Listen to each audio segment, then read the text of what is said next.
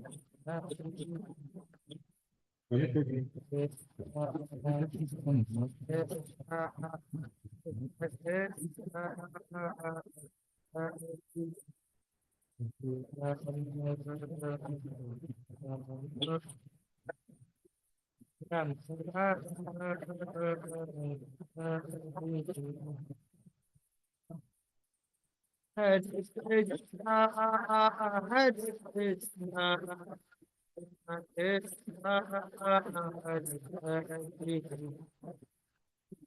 Hare, Hare Ram, Hare Ram, Ram Ram, Hare Hare. Hare Krishna, Krishna Krishna, Hare Hare, Hare Ram, Hare Ram, Ram Ram, Hare Hare. Hare Krishna, Krishna Krishna, Krishna Hare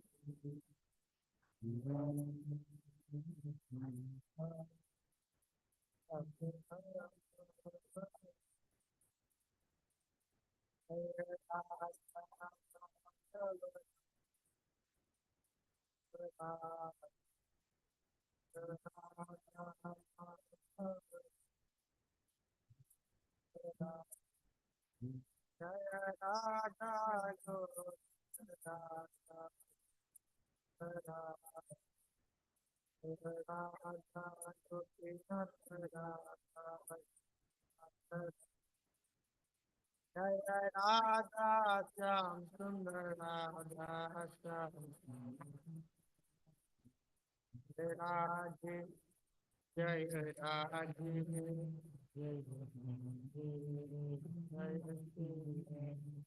Jai Jagannath Baladeva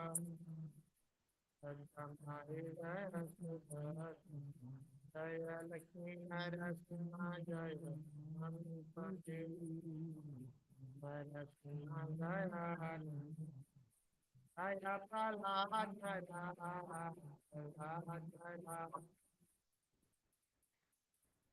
Prahlad Jaya Nithai Chaitanya Jaya Prahlad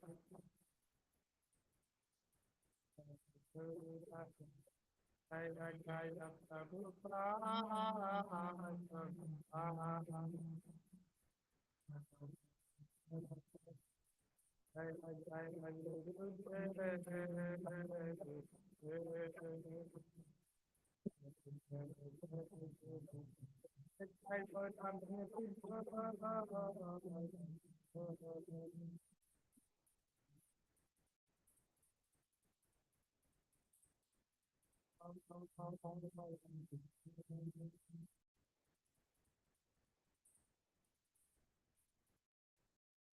Ram संकीर्तन की श्री श्री जगन्नाथ बलदेव रानी की जय, श्री श्री लक्ष्मी नरसिंह देव भगवान की जय, प्रहलाद महाराज की जय, श्री श्री निताय चैतन्य की जय, शिला प्रभुपाद की जय, शिला गुरुदेव की जय, अनंत कोटि वैष्णव की जय। गौर प्रेमानंद। ओम ज्ञानतिमिरान्धस्य ज्ञानाञ्जनशलाकया चक्षुरुन्मिलितं येन तस्मै श्री गुरु श्री चैतन्य नाम संस्थानम् वंदेहं श्रीगुरु श्रीयुतापदकमलं श्रीगुरुं वैष्णवं च श्रीरूपं साग्रजातं साद्वैतं सावधूतं परिजनसहितं कृष्णचैतन्यदेवं श्रीराधा कृष्णपादान् सद्गुणमिता श्रीविशाल हे कृष्ण करुणा सिंधु दीनबंधु जगतपते गोपेश गोपिका कांत राधा कांत सप्त कांचन गौरांगी राधे वृंदावनेश्वरी वृषभानुसुते देवी प्रणमामि हरिप्रिय वाञ्छा कल्पतरुभ्यश्च कृपा सिन्धुभ्यः च पतितानां पावनेभ्यो वैष्णवेभ्यो जय श्री कृष्ण चैतन्य प्रभु नित्यानंद श्री अद्वैत गदाधर श्रीवासादि गौर भक्तवृंद हरे कृष्ण कृष्ण कृष्ण हरे हरे हरे राम हरे कृष्ण कृष्ण हरे हरे हरे राम हरे कृष्ण कृष्ण हरे हरे हरे राम राम राम मुखं करोति वाचालं पङ्गुं लङ्घयते गिरिं यत्कृपातमहं वन्दे श्रीगुरुं परमानन्दमाधवं श्रीचैतन्य नमो विश्वदाय कृष्णकृष्णाय बुद्धदेशाय आचार्यपादाय गौरकथा रामदाय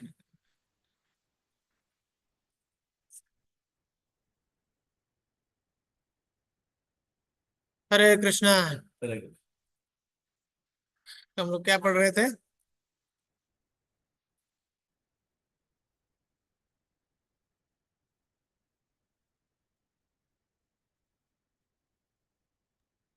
ये खत्म करने वाले थे 12। क्या है? 12 खत्म होने वाला था गुरु जी, एक दो खाली पैरा बाकी है। 12 खत्म करने वाले हैं। हम्म। ठीक है। तो अब आज हम लोग भगवान भगवान भगवान के नाम के कीर्तन की महिमा पढ़ने वाले हैं। कोई पढ़िए, स्टार्ट कीजिए, ऑनलाइन से पढ़िए।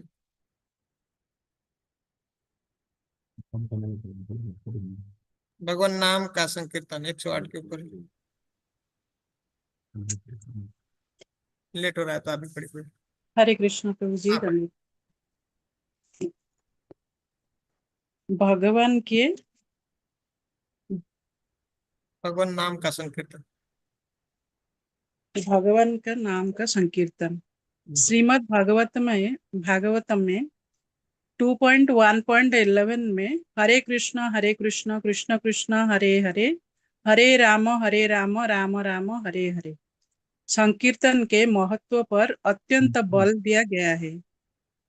सुखदेव गोस्वामी महाराज परीक्षित को बोलते हैं, हे राजन, यदि कोई व्यक्ति हरे कृष्ण महामंत्र संकीर्तन में पूरी तरह से अनुरक्त है तो वह समझना चाहिए कि उसमें परम सिद्धावस्था प्राप्त कर ली है। इसका विशेष रूप से उल्लेख हुआ है कि अपने कर्म के फल की इच्छा रखने वाले कर्मी, परम पुरुष से तदात्म्य की इच्छा रखने वाले ज्ञानी तथा ये योग सिद्धियों के इच्छा रखने वाले योगी जन महामंत्र के कीर्तन मात्र से समस्त सिद्धियों के फल प्राप्त कर सकते हैं। सुखदेव गोस्वामी निर्णितम शब्द का प्रयोग करते हैं जिसका अर्थ है यह पहले ही निश्चित हो चुका है। वे मुक्तात्मा थे, अतएव किसी ऐसी बात को स्वीकार नहीं कर सकते थे जो निर्णयात्मक न हो। अतएव सुखदेव गोस्वामी बलपूर्वक कहते हैं कि इस निष्कर्ष पर पहले ही पहुंचा जा चुका है कि जिसने संकल्प पूर्वक तथा दृढ़ता पूर्वक हरे कृष्ण महामंत्र के संकीर्तन की अवस्था प्राप्त कर ली है, उसे कर्म ज्ञान तथा योग की अग्नि परीक्षाओं में खरा उतरना मान लेना चाहिए। समझ में आ रहा है आप लोगों का स्थिति अपना? क्या कर रहे हैं? सुखदेव गोस्वामी बताते हैं दूसरे स्कंद के पहले अध्याय में 11वें श्लोक में एतद् निर्विद्यमानानां दीक्षताम् अकुतो भयम्। योगिनां निपनिर्णीतम हरेर नामानुकीर्तन।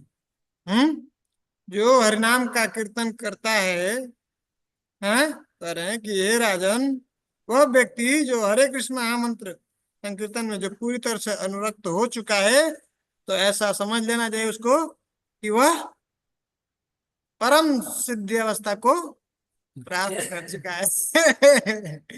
तो ये कैसा है? साधारण नहीं जो हम लोग हरिनाम कर रहे हैं। नाम की महिमा कैसी है? कह रहे एतन निर्विद्यमाना नाम इच्छताम अकुतो भयम। करे कि ऐसा व्यक्ति जो जिसको अब कोई संसार से अनुराग नहीं है, अनुरक्ति नहीं, विरक्ति हो चुका, पूरा तरह से विरक्त हो गया, हाँ, या फिर बहुत सारी उसकी कामनाएं हैं, इच्छताम, अभी बहुत सारी इच्छाएं कामनाएं हैं, तो भी जो कर्मी है, जो संसार में भोग की इच्छा रख रहे हैं, या ज्ञानी है, जो भगवान में ऐसे तादात्म्य होना चाहते हैं, या योगी जो है योग के द्वारा योग सिद्धि प्राप्त करना चाहते हैं, सब कह रहे हैं ये एकमात्र महामंत्र है सफिशिएंट, ये सब कुछ हमको दिलाने में समर्थ है। और ये मेरा मतलब कर योगी नाम निपनिर्णितम, हे राजन, ये समस्त योगियों का निर्णय है, ऑलरेडी डिसाइडेड, फिक्स हो चुका है। मैं ऐसा कुछ फाल्स, सुखदेव गोस्वामी प्रभुपाद जी कह रहे हैं कि वो मुक्त आत्मा है, उनको इस संसार के कुछ लोभ नहीं है कि मैं आपको कुछ चापलूसी कर दूंगा, बढ़ा चढ़ा के बोलूंगा कुछ मिल जाएगा। मुक्त आत्मा है, उनको किसी चीज का कुछ लोभ नहीं है। करे ये ऑलरेडी जो मैं भागवत में बोल रहे हैं सुखदेव गोस्वामी, वो ऑलरेडी डिसाइडेड है, उसके ऊपर हम लोगों को कुछ रिसर्च नहीं करना है, वो फिक्स है, निर्णय सब। तो करे योगी नाम निपनिर्णितम हरे नामानुकीर्तन, हरि नाम जो है, नाम का कीर्तन जो है, ये सभी जो है योगी है, सबका मत है। अगर कोई भी व्यक्ति क्या चाहता है, इच्छताम अकुतो भयम, ये जो संसार में जो भय लगा हुआ है, हर समय चिंता लगा हुआ, क्या होगा क्या होगा, अगर उससे मुक्त होना चाहता है तो व्यक्ति को क्या करे, ये कैसा है पथ, हरिनाम संकीर्तन का जो पथ है, जो है निश्चित रूप से व्यक्ति को सफलता प्रदान करने वाला है, वो अभय प्रदान करने वाला है। जो भी इसका आश्रय लिया है वो उसको क्या करना चाहिए, साधारण नहीं समझते, वो क्या है, परम सिद्धावस्था को प्राप्त हो चुका है, जिसको हरि नाम में अनुरक्ति हो गया, अनुराग हो। ठीक है, अगला आगे पढ़िए। इस बात की पुष्टि आदि पुराण में कृष्ण द्वारा की गई है। वे अर्जुन को संबोधित करते हैं, जो व्यक्ति मेरे दिव्य नाम के कीर्तन में लगा रहता है, उसे सदा मेरी संगति में रहना मान लो। मैं तुमसे स्पष्ट कहता हूँ कि मैं ऐसे भक्त का आसानी से तीर्थदास बन जाता हूँ। देखिए कितना सुंदर बात बता रहे हैं, आदि पुराण में कह रहे हैं, भगवान खुद कह रहे हैं अपने मुंह से अर्जुन को, हे अर्जुन, गीत्वा च मम नामानि विचरेन मम सन्निधौ इति ब्रवीमि ते सत्यम कृतोहम तास्य चा अर्जुन। करे चा अर्जुन, क्या करे, ये गीत्वा च मम नामानि, जो व्यक्ति मेरे नाम का कीर्तन करता है, गान करता है, गीत गाता है, तो क्या करे, विचरेन मम सन्निधौ, उसको समझो कि मैं उसके साथ, वो मेरे साथ हमेशा रहता है, मेरे सन्निधि में रहता है। और उतना ही नहीं, इति करे ब्रवीमिते सत्यम, हे अर्जुन, मैं शपथ खा करके कहता हूँ, सत्य बोल रहा हूँ, झूठ नहीं बोल रहा हूँ, बोलते ना कसम खा रहा हूँ, झूठ नहीं बोल रहा हूँ, वैसे भगवान कह रहे हैं अर्जुन को, देखो मैं सच बोल रहा हूँ, झूठ नहीं बोल रहा हूँ। क्या, इति ब्रवीमिते सत्यम कृतो हम तस्य च अर्जुन, हे अर्जुन, वो मुझे खरीद लेता है, आसानी से खरीद लेता है, मैं बिक जाता हूँ उसके, हैं, जो व्यक्ति मेरे नाम का कीर्तन करता, फिर नाम से हम हमेशा मेरे संग करता है, मेरे साथ सन्निधि। ठीक है, अगला आगे पढ़िए, पद्म पुराण। पद्म पुराण में भी कहा गया है, हरे कृष्ण मंत्र का कीर्तन उसी व्यक्ति के होठों पर रहता है जिसने अनेक जन्मों तक वासुदेव की पूजा की है। आगे यह भी कहा गया है, भगवान के पवित्र नाम तथा साक्षात भगवान में कोई अंतर नहीं होता, फलतः पूर्णता शुद्धता तथा नित्यता में पवित्र नाम भगवान के ही समान पूर्ण है। पवित्र नाम न तो भौतिक ध्वनि है, न ही इसमें कोई भौतिक कल्मश रहता है। अतएव जो व्यक्ति अपने इंद्रियों को शुद्ध नहीं किए रहता, वह पवित्र नाम का निरपराध कीर्तन नहीं कर सकता। दूसरे शब्द में भौतिक इंद्रियों हरे कृष्ण महामंत्र का कीर्तन समुचित ढंग से नहीं कर पाती, किंतु इस कीर्तन विधि को अपनाने से मनुष्य को आत्मशुद्धि का वास्तविक अवसर मिलता है, जिससे वह शीघ्र ही निरपराध भाव से कीर्तन कर सके। हरे कृष्ण, थैंक यू। अद्भुत बात बता रहे हैं। समझना है, विज्ञान समझना है। पद्म पुराण में कह रहे हैं कि ये जो जिसके मुख से हरे कृष्ण महामंत्र का उच्चारण हो रहा है, कोई व्यक्ति ऐसे कीर्तन कर रहा है, उसको साधारण मत समझो। करें ये न जन्म सहस्राणी, हाँ, हजारों हजारों जन्म में उसने वासुदेव निसेवित, वासुदेव का सेवन के पूजा किया है। तन्मुखे हरिनामानि सदा तिष्ठन्ति भारत, हे भारत, ये उसके ही मुख से आप देख सकते हैं भगवान के नाम का कीर्तन सदा। साधारण व्यक्ति नहीं है, तो जो ना भगवान का नाम ले रहा है वो साधारण नहीं है। अब बताते हैं पद्म पुराण से ही, नाम चिंतामणि कृष्ण चैतन्य रस विग्रह है, और पूर्ण शुद्ध नित्य मुक्तो अभिन्नत्व नाम नाम है। तो करे कि क्या है, नाम क्या है, चिंतामणि है। चिंतामणि, पारसमणि हम लोग चर्चा किए थे। पारसमणि को लोहे के साथ स्पर्श करेंगे तो क्या बना देता है, सोना बना देता है। तो चिंतामणि कैसा है, उससे भी पावरफुल है। जो चीज हम बस सोचेंगे वो हमको मिल जाएगा। नाम ऐसा ही है, नाम कर रहे हैं और जो चिंता कर रहे हैं क्या होगा, तो हमको दिला देगा। इसलिए उसके पहले ना बोले हरिनाम कीर्तन से जो चाहिए, संसार का भोग चाहिए वो भी प्राप्त हो जाएगा, संसार से मुक्त होना चाहता है वो भी है, जो योग सिद्धि जो कुछ भी योगी परेशान होते हैं वो सब कुछ जो है नाम दिलाने में समर्थ है, सर्वसमर्थ। और यहाँ पे बता रहे हैं कि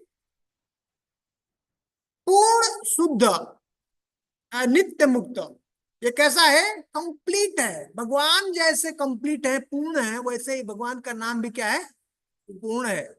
64 गुण है ना भगवान के अंदर, वैसे इस नाम के अंदर भी 64 गुण विद्यमान है? और जैसे भगवान परम पवित्र है, पूर्ण शुद्ध, वैसे ही नाम भी क्या है, पूरी तरह से पवित्र है। इसलिए जब व्यक्ति ये नाम के संपर्क में आता है, इस संसार में कोई भी वस्तु पवित्र नहीं है, पूरी तरह से पवित्र, मिक्स है, मिलावट है। लेकिन भगवान का नाम कैसा है, पूरी तरह से पवित्र है। और सब इस संसार में बंधे हुए हैं, लेकिन भगवान का नाम कैसा है, मुक्त है, नित्य मुक्त है। तो जब तक कोई जेल से बाहर नहीं है, वैसे व्यक्ति का संग नहीं मिलेगा, तो हमको छुटकारा कैसे, मुक्ति कैसे दिलाएगा, बाहर नहीं जा पाएंगे ना जल्द। तो भगवान ने ऐसा सुंदर सुविधा दिया है हमको, ऐसा व्यवस्था दिया है कि कोई भी व्यक्ति कहीं पे भी रहे, किसी अवस्था में है, नाम के संपर्क में आकर के इस संसार से, ऐसा साधन दिया भगवान ने, सरल साधन दिया है नाम की इतनी महिमा। तो नित्य मुक्त है और भगवान से ये भिन्न नहीं है। ये नाम और भगवान में कोई भेद नहीं, अभिन्नत्व नाम नाम, जो नामी है और जो नाम है दोनों में कोई भेद नहीं है। लेकिन अब बात यहाँ पे आती है, ये बहुत इंटरेस्टिंग है, थोड़ा अलर्ट हो जाए। पर अतः श्री कृष्ण नाम आदि न भवेद ग्राह्यम इंद्रिय, सेवन मुखे ही जिह्वादौ स्वयमेव स्फुरति। यहाँ बहुत बड़ा विज्ञान छुपा हुआ। भगवान का नाम क्या है, दिव्य है, आध्यात्मिक है। और कोई भी भौतिक वस्तु, भौतिक चीज जो है उसको स्पर्श नहीं कर सकती है, छू नहीं सकती है, देख नहीं सकती है, अनुभव नहीं कर सकती है। तो जब नाम लेते हैं तो भगवान साक्षात हाजिर होते हैं, लेकिन हम लोगों को अनुभव नहीं होता है। क्यों? अतः श्री कृष्ण नाम आदि, मतलब नाम के अलावा और भगवान का रूप, गुण, लीला आदि, ये सब क्या है? न भावेद ग्राह्यम इंद्रिय। ये जो भौतिक इंद्रिय है हमारी, ये आंख है, नाक है, कान है, जिह्वा है, बोल तो रहे हैं हम, नाम बोल तो रहे हैं, लेकिन हम लोग नाम नहीं बोलते। जो शुद्ध नाम है वो नहीं बोल रहे। ये साइंस है, ये साइंस को जो समझ लिया बहुत जल्दी शुद्ध नाम पे आ जाएगा। तो अभी जो है सेवन मुखे ही जिह्वा दो, क्या करें? अतः श्री कृष्ण नाम आदि, भगवान का नाम है, गुण है, रूप है, लीला है, हम देख तो रहे हैं, पर इस आंखों से देखने का प्रयास कर रहे हैं। आपकी भौतिक आंख है, इससे हम दर्शन नहीं कर पाएंगे। जो आध्यात्मिक को भगवान कैसे हैं? हाँ, दिव्य है। उसको इस भौतिक इंद्रियों से न ग्राह्यम इंद्रिय, ये भौतिक इंद्रिय से हम उसको नहीं समझ सकते, नहीं जान सकते, नहीं देख सकते, नहीं सुन सकते। वो नाम को हम सुन नहीं पा रहे इस कान से, दिव्य है। तो क्या करें फिर? कैसे करना? सेवन मुखे ही जिह्वा दो। जब जिह्वा को सेवन में लगाते हैं भगवान की, ये नाम को लेते हैं, जब वो सेवा भाव जब तक नहीं हमारे हृदय में प्रकट होता है, एटीट्यूड नहीं आता है, गुरु, इसलिए गुरु जरूरी है। वो जो है गुरु सिखाते हैं, सेवा में लगाते हैं। जब हम नाम जिह्वा दो, जिह्वा आदो मतलब जिह्वा से, जो बिगिनिंग, बिगिनिंग फ्रॉम टंग, जीव से, जिह्वा से शुरुआत करता है, जिह्वा से बोलना, नाम का उच्चारण करना और प्रसाद ग्रहण करना, यहां से शुरू, मुंह से हुआ, फिर कान, आंख, नाक, ये सब जैसे इसको लगाना, भगवान की सेवा में लगाना। सेवन मुखे ही जिह्वा दो। और इस तरह से क्या होगा? जब ये भौतिक इंद्रियां जो है पूरी तरह से पवित्र हो जाएंगे, शुद्ध हो जाएंगे, तो तब क्या होता है? जीवात्मा का एक अलग शरीर है। वो क्या है? आध्यात्मिक शरीर, उसकी आध्यात्मिक इंद्रिय है, तो वो विकसित हो जाती है। अभी ये इस भौतिक इंद्रिय से वो कवर्ड है, ढकी हुई है। इसलिए जब तक हम ये ढके हुआ हमारा आध्यात्मिक शरीर, तब तक हम उस शरीर, इससे जो इंद्रिय से जब हम बोलते हैं, नाम लेते हैं, वो दिखता नहीं, सुनाई नहीं देता, समझ नहीं आता। लेकिन जब ये सेवा में हम लगाते हैं, बार बार भगवान की सेवा में लगाते हैं, नाम नाम उच्चारण करते हैं, तो हमारी ये इंद्रियां क्या हो जाती हैं? शुद्ध हो जाएंगे। जो हमारा जो आत्मा का जो शरीर है, आध्यात्मिक शरीर, वो क्या हो जाता है? प्रकट हो जाता है। अभी क्या दब गया है, इसके ऊपर एक कवर हो गया। कल हम लोग पढ़ रहे थे ना, कल हम लोग स्टार्ट किए पढ़ना, बुक पढ़ना, कृष्ण की ओर। बहुत सुंदर कॉन्सेप्ट बता रहे हैं प्रभुपाद जी उसमें। बोले सब सब व्यक्ति, सब लोग जो चाहते हैं, किसकी खोज में है? आनंद की खोज में, सब सुख चाहते हैं, पर सुख मिलता नहीं। क्यों नहीं मिलता? क्योंकि उनको पता नहीं है कि संसार में जो सुख है, भौतिक सुख को सुख मानते हैं, जो कि वो एक्चुअल सुख नहीं है। और वो सुख को प्राप्ति के लिए वो बताते हैं कि वो सुख सुख को अनुभव कैसे करता है व्यक्ति? ये इंद्रियों से। इंद्रियां जब तक, इंद्रिय जो विषय वस्तु है उसके संपर्क में नहीं आएगी, तब तक उसको सुख अनुभव नहीं होगा। जैसे कोई रसगुल्ला है, तो उसको, उसका जो इंद्रिय है उसके संपर्क में आना चाहिए, तो उसको उसका स्वाद आएगा, सुख मिलेगा, अनुभव करेगा। लेकिन रसगुल्ला को हमने अगर कान में डाल दिया तो, है, बड़ा बहुत बढ़िया रस है, शरबत है, कान में डालता हूं तो क्या होगा? उसका स्वाद, उसका पता नहीं चलेगा, अनुभव, उसका सुख नहीं मिल सकता है। समझ में आ रहा है ना? तो इंद्रियों के द्वारा हम उसका सुख अनुभव करते हैं, जब वो उसके संपर्क में आता है। इंद्रिय इंद्रिय जब वस्तु के संपर्क में आएगी, वो सेम वही, उससे रिलेटेड जो इंद्रिय है, तभी। अब आंख को सुंदर जो है दर्शन, अच्छा दृश्य अच्छा लगता है, हाँ, सीनरी अच्छी लगती है, समझ में आ रहा है? कान को सुंदर कीर्तन जो है उसका भजन बहुत सुंदर जो है आवाज उसको अच्छा लगता है। समझ में आ रहा है? तो ये भौतिक इंद्रिया जो भौतिक चीजें हैं उससे कांटेक्ट में आती है तो उसको सुख मिलता है। सुख का आभास होता है, एक्चुअल सुख नहीं, ये आभास है। ये समझने वाली बात है। तो एक्चुअल सुख कब मिलेगा? जब जो जो ये इंद्रिय जो हमारी आध्यात्मिक इंद्रिय है जब वो विकसित हो जाएंगी और वो जब कांटेक्ट में आएंगी कृष्ण के तो वो भी आध्यात्मिक है, तो वो जो सुख मिलता है वो एक्चुअल सच्चा सुख है, वास्तविक सुख है। तब जाकर के हम को जो है तृप्ति मिलती है। ये संसार का जो सुख है, जो इस भौतिक इंद्रियों से सुख हम प्रयास कर रहे हैं, समझ रहे हैं, वो सच्चा सुख नहीं है। वो क्या है? आभास हो रहा है। जैसे कोई व्यक्ति है, व्यक्ति का उसका चित्र प्रतिबिंब है उसका आईने में, और वो उसको ना व्यक्ति को ना खिला करके किसको खिलाए खाना? प्रतिबिंब को। तो उसको कभी भूख उसकी खत्म होगी नहीं। तो किसको खिला रहा है? वो तो प्रतिबिंब को खिला रहा है। वैसा ही हमको ये आभास हो रहा है, लेकिन कभी संतुष्टि हुई? संसार में जो कुछ भी प्राप्त हुआ अगर उससे सुख होता तो तृप्ति हो जानी चाहिए थी ना? अब नहीं चाहिए ना। लेकिन होता है क्या? नहीं, अभी और चाहिए, क्योंकि उससे जो आत्मा की जो खोज है, जो चाहिए उसको एक्चुअल जो सुख जो आनंद ढूंढ रहा है वो नहीं मिल रहा है। तो जब तक वो हमारी इंद्रिय जो आध्यात्मिक इंद्रिय वो नहीं विकसित हो जाती है और उसके थ्रू जब तक हमें नाम नहीं लेते हैं, भगवान का रूप है, लीला अब श्रवण करेंगे, जब वो डेवलप हो जाएगा तो तब वो आत्मा को परमानंद किया है। समझ में आ रहा है? साइंस समझ में आ रहा है? तो कह रहे हैं कि ये अवसर है, जब तक व्यक्ति इंद्रियों को शुद्ध नहीं कर लेता है वो पवित्र नाम निरपराध नहीं ले सकता है, जब तक इंद्रियां हमारी ये शुद्ध नहीं हो जाती। तो कह रहे हैं कि दूसरे शब्दों में भौतिक इंद्रिया हरे कृष्ण महामंत्र का कीर्तन समुचित ढंग से नहीं कर सकती है। समझ में आ रहा है?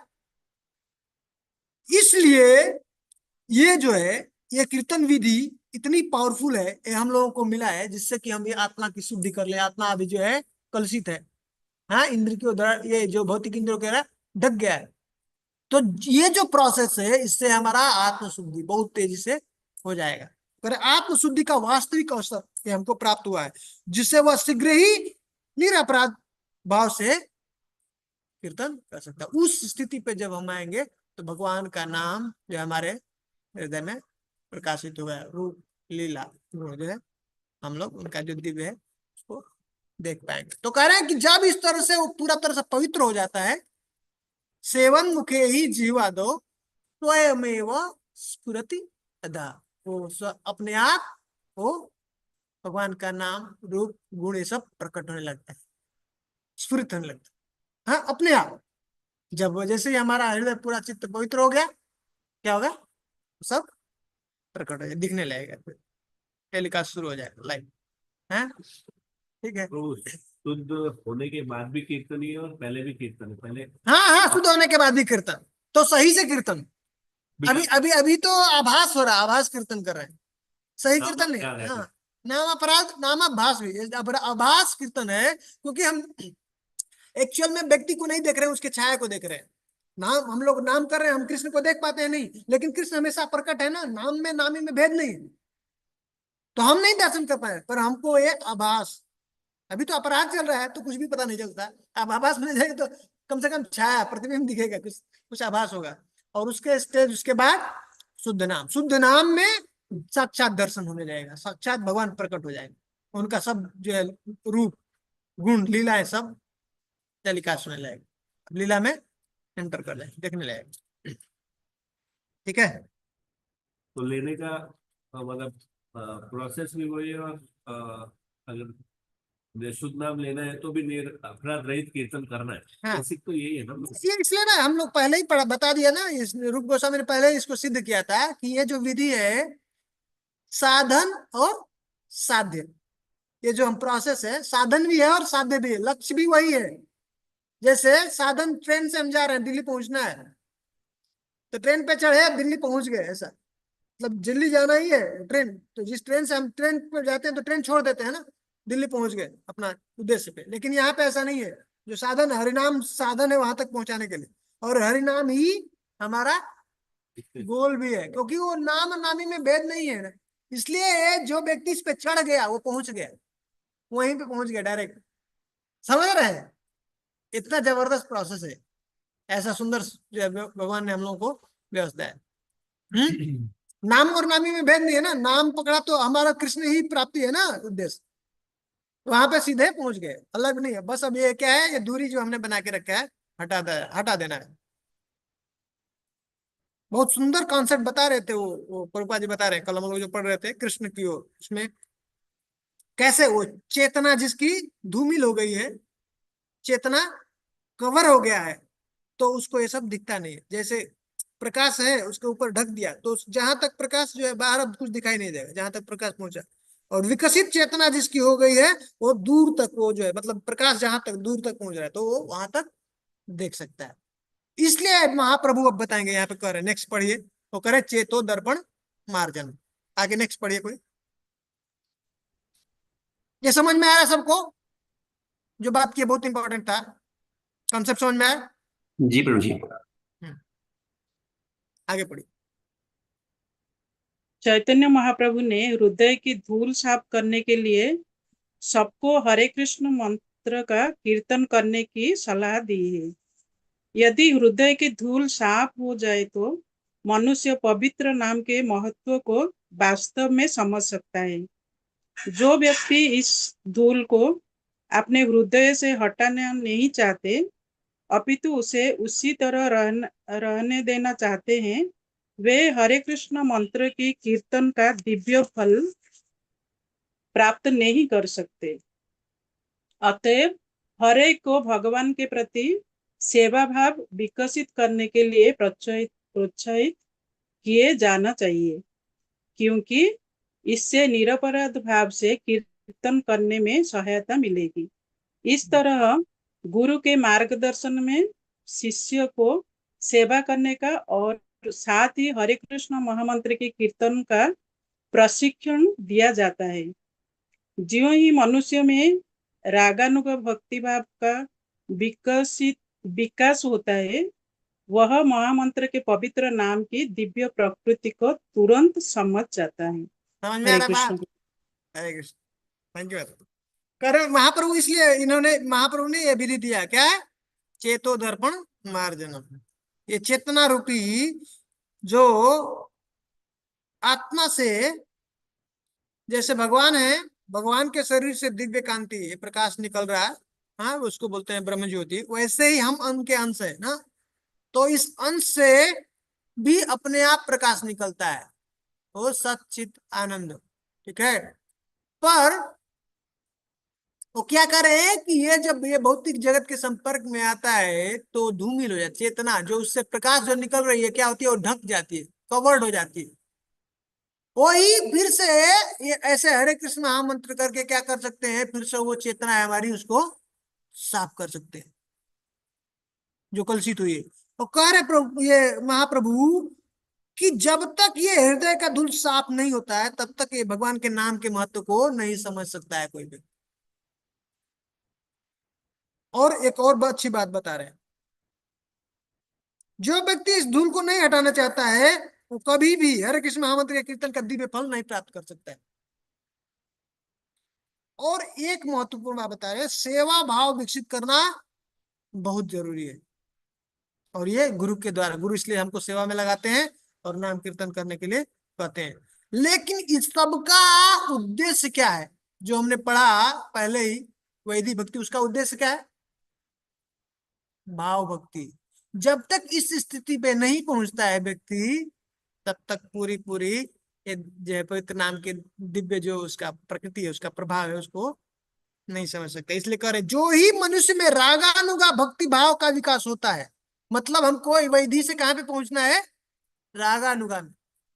रागानुगा में पहुंचेगा तब वह महामंत्र के पवित्र नामों की दिव्य प्रकृति को तुरंत समझ जाता है। अब ये सब प्रकाश होने लगेगा, उसको समझ में आने लगेगा जैसे ही उस स्टेज पे पहुंचेगा रागानु। तो हम लोग को क्या करना है वैधि से? रागानुगा। रागानुगा क्या होता है?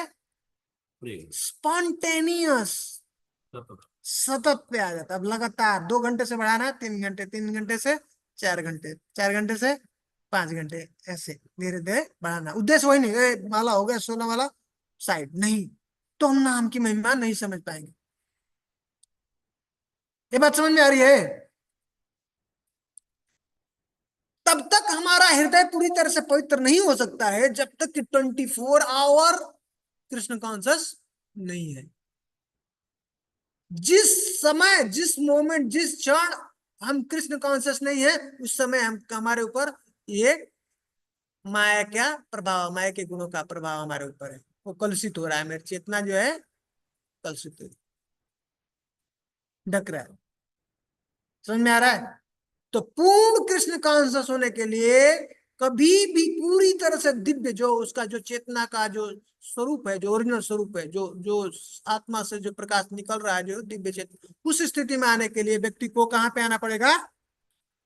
पूर्ण शुद्ध जो स्थिति है, जो शुद्ध भक्त की स्थिति है, वो 24 आवर पे आना है। 1 सेकेंड भी माया के साथ, हाँ, कृष्ण को भूलना नहीं। वो स्थिति में वो पूरी तरह से शुद्ध है कृष्ण से, मतलब कृष्ण, और मतलब हर वक्त जो है कृष्ण से हाँ जुड़ा हुआ कभी।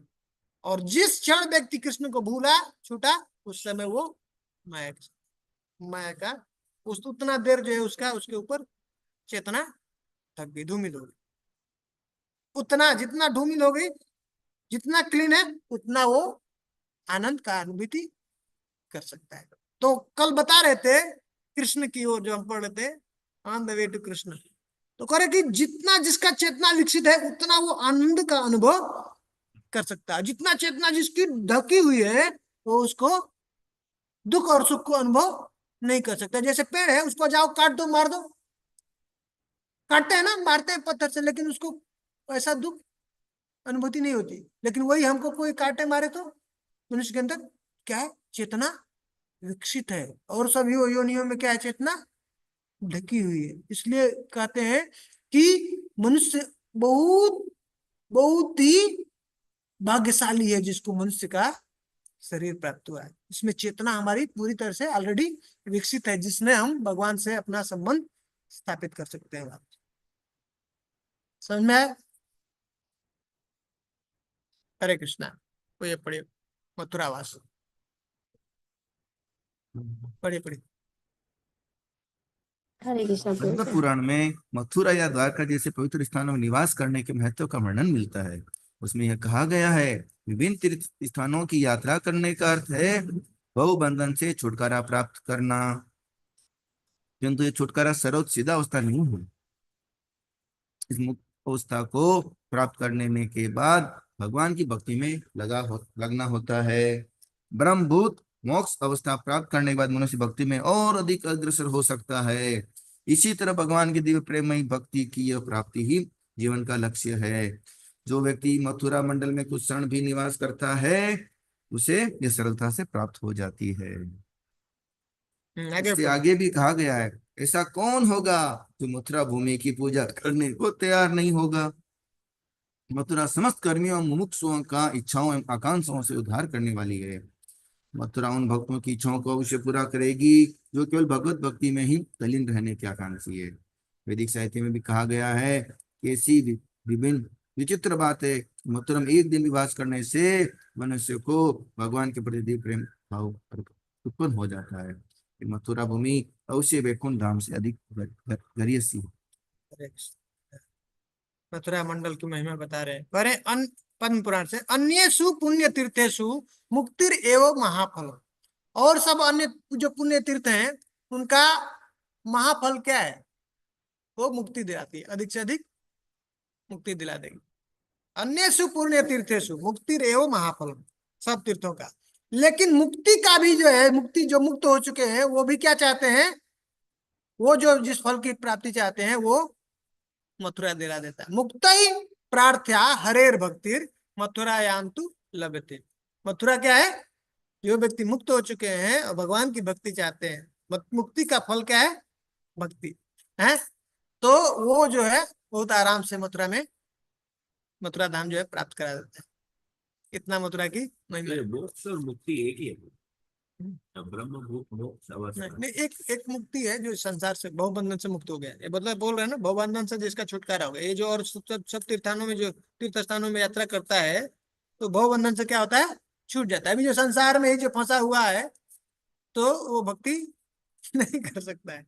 तो तीर्थों में जाने से क्या फायदा होता है कि धीरे धीरे धीरे धीरे उसको संसार से विरक्ति हो जाती है, वो छूट जाता है उसके। और वो गोलोक नहीं हो। हाँ, लेकिन उसका वो अल्टीमेट उद्देश्य क्या है? अभी आपने जेल से बाहर आ गए, लेकिन अपने घर नहीं पहुंचे है ना। तो उस तरह से संसार से वो मुक्त हो गया, इसके जो जो बंधन था उससे मुक्त। Destination नहीं। हाँ, लोग वहां नहीं पहुंचा, लेकिन अब उसके बाद मुक्त हुआ, तो अब घर ढूंढना है ना, किधर जाना है ना। तो वो अब उसकी खोज है, जो मुक्त हो गई। तो वो जो है खोज, वो किससे प्राप्ति होती है? मथुरा तुरंत दिला देता है। मथुरा धाम में पहुंचे और आपको वो भगवान की भक्ति मिल जाएगी। तो करे त्रिवर्गदा कामिनाया मुमुक्षुणा च मोक्षदा। त्रिवर्गदा मतलब धर्म, अर्थ और काम। ये जो जिसकी कामना है, त्रिवर्ग की कामना जो करते हैं, कामिना, ये जो ऐसी कामना करते हैं, उसको भी मथुरा दिला देता है। उतना ही नहीं करे, मुमुक्षुणा च मोक्षदा। और जो मुमुक्षु है, जो मोक्ष की कामना करते हैं, उसको मोक्ष प्रदान कर देता है, मोक्ष भी दे देता है। लेकिन करे भक्ति चोर भक्तिदा कस्ताम मथुराम नाश्रयेत बुध। और जो व्यक्ति भगवान की भक्ति चाहता है, उसको भी क्या करते हैं? मथुरा उसको भक्ति भी प्रदान कर देता है। तो कौन ऐसा मूर्ख करे, कौन ऐसा बुद्धिमान व्यक्ति होगा जो ऐसे मथुरा मंडल है धाम का आश्रय नहीं लेगा, है ना। जो कामना, जो चीज चाहिए, वो सब कुछ दिलाने के लिए समर्थ है, बहुत सरलता से। प्रभुपाद जी तो कह रहे हैं कि कुछ ही क्षण जो व्यक्ति कह रहे हैं कि भगवान के दिव्य प्रेममयी भक्ति की प्राप्ति ही जीवन का लक्ष्य है, और जो व्यक्ति मथुरा मंडल में कुछ क्षण भी निवास कर लेता है, उसे यह सरलता से प्राप्त हो जाता है। और तब कहते हैं, अहो मधुपुरी धन्या वैकुंठाच गरीयसी दिनम एकम निवासे न हरो भक्ति प्रजायते। कह रहे कि धन्य है वो मथुरापुरी, अहो मधुपुरी धन्या वैकुंठाच गरीयसी, जो कि वैकुंठ को भी पीछे छोड़ने वाला है, वैकुंठ से भी श्रेष्ठ है। उसकी महानता इतनी। करे क्यों, कैसे? करे दिनम एकम निवासे न, एक दिन भी अगर व्यक्ति वहां पे निवास कर लिया, तो करे हरो भक्ति प्रजायते, उसके अंदर हरि भक्ति उत्पन्न हो जाती। ये जो है धाम का महिमा है। तो इसलिए हम लोगों को धाम जाने का हाँ इच्छा करना चाहिए, कोशिश करना। और मथुरावास में रहना क्या, वो भी है। ला प्रभुपाद की जय। ये हम लोग जो है 12वां अध्याय खत्म। और इस तरह से हम लोग 64 जो भक्ति के अंग है उसको कंप्लीट कर दिए, 12। ठीक है। अब जो है 13वां अध्याय में सब हो गया। 5 प्रबल जो साधन है उसको भी हम लोग कंप्लीट कर लिए, सब पढ़ लिए। लेकिन अभी भी रूप गोस्वामी को रहा नहीं जा रहा है। उनके हृदय में अभी भी उसका बड़ाई करने के लिए रोका नहीं जा रहा है। तो इसके लिए एक अध्याय और जो है आगे बढ़ गए। हम लोग सब 64 जो है भक्ति के अंग कंप्लीट कर लिए 12 अध्याय में। अब 13वें अध्याय में भक्ति के 5 प्रबल रूप। तो अब अपने हिसाब से, ऐसे जैसे लगता है ना किसी को, व्यक्ति को, जैसे इसमें ऐसा बात करेंगे, ऐसा लगेगा कि निंदा कर रहे हैं किसी की, लेकिन निंदा के थ्रू क्या कर रहे हैं? बड़ाई कर रहे हैं। रहा नहीं जा रहा उनको बड़ाई किए हुए। ये 5 जो प्रबल इतनी पावरफुल है कि अब उसको इस अध्याय में उसका बड़ाई कर रहे हैं। ठीक है, तो कोई पढ़िए। हरे कृष्णा प्रभु जी। अध्याय 13 भक्ति के 5 प्रबल रूप। श्री रूप गोस्वामी ने बताया है कि 5 प्रकार के भक्ति कार्य: मथुरावास, भगवान के अर्चा विग्रह की पूजा, श्रीमद् भागवत का पाठ, भक्त की सेवा तथा हरे कृष्ण मंत्र का कीर्तन। ये इतने प्रबल है कि इनमें से किसी भी एक के साथ थोड़े से अनुराग से नव दीक्षित भी दीक्षित में भी भक्ति भाव विकसित हो सकता है। श्रील रूप गोस्वामी ने भगवान या अर्चा विग्रह की पूजा के विषय में जो श्लोक लिखा है। हाँ, एक मिनट, एक मिनट। ओके। तो अब रूप गोस्वामी यहाँ पे बता रहे हैं 5 प्रबल भक्ति के अंग कौन कौन से हैं। ये इंपॉर्टेंट है, लिख कर रहे हैं एग्जाम के लिए, एग्जाम में आ सकता है। Next. कौन कौन से हैं? साधु संग, हाँ भागवत श्रवण, हाँ मथुरावास, श्री हाँ विग्रह श्रद्धा सेवन हाँ और हरि हरि नाम।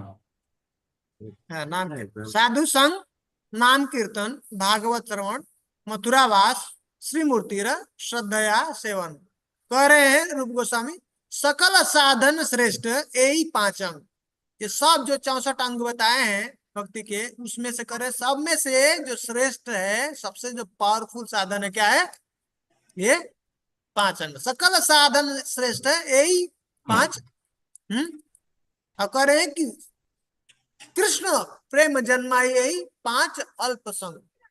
थोड़ा सा भी इसके साथ हमने संग कर लिया तो क्या होगा? कृष्ण प्रेम हृदय में फिर से जागृत कर देगा। कह रहे कि ये इतने प्रबल हैं कि इनमें से किसी भी एक के साथ भी थोड़ा सा अनुराग हो गया है तो कह रहे कि यहाँ तक कि नव दीक्षित है, एकदम नया नया भक्त है, उसके अंदर भी ये भक्ति भाव विकसित करा देगा। इतना पावरफुल है, इसलिए फिर से रुका नहीं जा रहा है इनको, फिर से महिमा भी गा रहे हैं। एक अध्याय उसमें बढ़ा दिए, भक्ति का सब बता दिए, भक्ति के अंग का महिमा सब बता दिए, लेकिन फिर भी अब रुक नहीं रहे। दुरूह अद्भुत वीर्यस्मिन् श्रद्धा दूरेस्तु पंचके। कह रहे हैं कि अभी श्रद्धा नहीं है, श्रद्धा बहुत दूर है इन 5 में, श्रद्धा नहीं हुई अभी तक। लेकिन यत्र स्वल्पो भी संबंध, थोड़ा सा भी अब उसके पास में आ गया, संबंध में आ गया, संपर्क में आ गया, तो करें सिद्धियां करें सद्धियां भाव जन्मे, उसके व्यक्ति के अंदर वो भाव भक्ति उत्पन्न कर देते। इतनी पावरफुल है ये 5 बहुत ही पावरफुल। ठीक है, अभी पढ़िए आगे।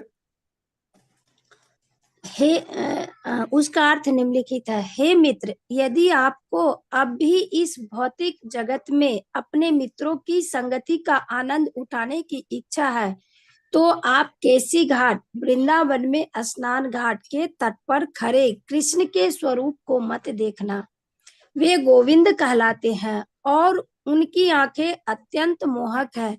वे बांसुरी बजा रहे हैं और उनके सिर पर मोर पंख है।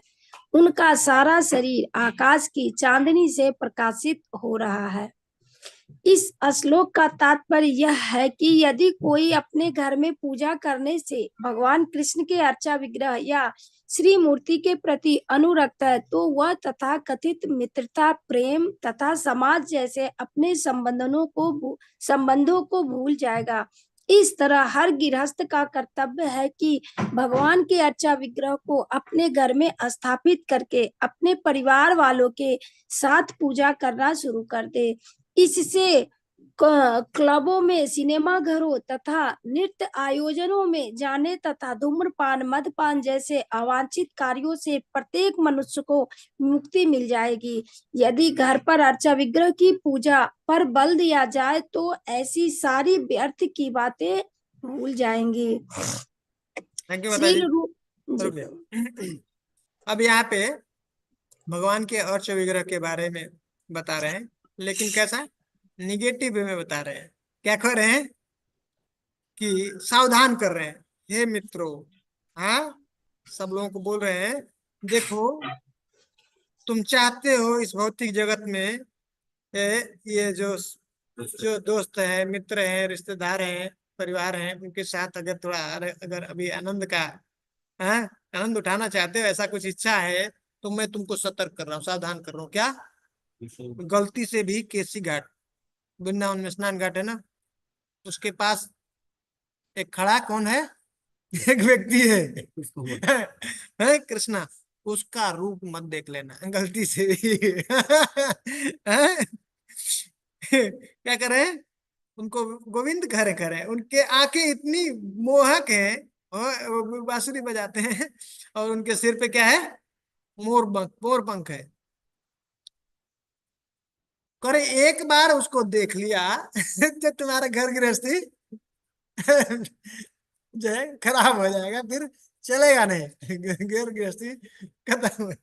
तो प्रभुपा जी कह रहे कि इस श्लोक का तात्पर्य क्या है। ऐसा लग रहा है कि वो निगेटिव कर रहे हैं, भक्ति मत करो या भगवान का दर्शन मत करो, ऐसा ही ना। लेकिन कह रहे नहीं, इसका मतलब क्या है, कह रहे हैं कि तो जिस व्यक्ति को अगर भगवान में अनुरक्ति करना है तो उसको क्या करना चाहिए, भगवान का दर्शन करना चाहिए, उनका भगवान के अर्चा वगैरह का पूजा करना। तो क्या होगा, हमको संसार से व्यक्ति हो जाएगी, छूट जाएगी, संसार छोड़ देगा, हमको माया छोड़ देगी। हाँ, इनडायरेक्टली वो रूप गोस्वामी हम लोग को बता रहे हैं, और कह रहे हैं कि इस तरह से जो व्यक्ति चाहता है उसको ये निश्चित रूप से अपने जीवन में गृहस्थ का प्रभुपाद जी कह किस तरह से हर एक गृहस्थ का कर्तव्य है उसको अपने घर में अर्च विग्रह को स्थापित करे और उनका अर्चन पूजन जो है करे, उनका सेवन करे। उस तरह से क्या होगा, बहुत जल्दी ही संसार में जो आदत है, गलत आदतें हैं संसार में, उसको क्लब जाने का, हाँ, सिनेमा देखने का, ऐसा नित्य, हाँ, आयोजन में जो जाना, ये सब अवांछित जो है धूम्रपान करना, ये सब वो सब अपने आप छूट जाएगा। इसके अंदर इतनी शक्ति है। ठीक है, तो प्रभुपाद जी कह रहे हैं कि हम लोगों को, सब लोगों को भगवान को घर में रख करके ऐसा उनका अर्चन पूजन सेवा कर। ठीक है, अब आगे जो है भागवतम की महिमा बता रहे हैं, भागवतम की कोई पढ़िए आगे। हरे कृष्णा प्रभु जी। बोलिए, जोर से बोलिए। श्रील रूप गोस्वामी आगे लिखते हैं, हे मूर्ख मित्र, मेरे विचार से तुमने मंगलप्रद श्रीमद् भागवत को पहले से थोड़ा बहुत सुन रखा है, जिसमें सकाम कर्मों, आर्थिक विकास तथा मुक्ति के फलों की आकांक्षाओं की बुराई की गई है। अब निश्चित रूप से श्रीमद् भागवत के 10वें स्कंद के श्री कृष्ण लीला विषयक श्लोक तुम्हारे कानों से धीरे धीरे प्रवेश होकर तुम्हारे हृदय में जाएगा।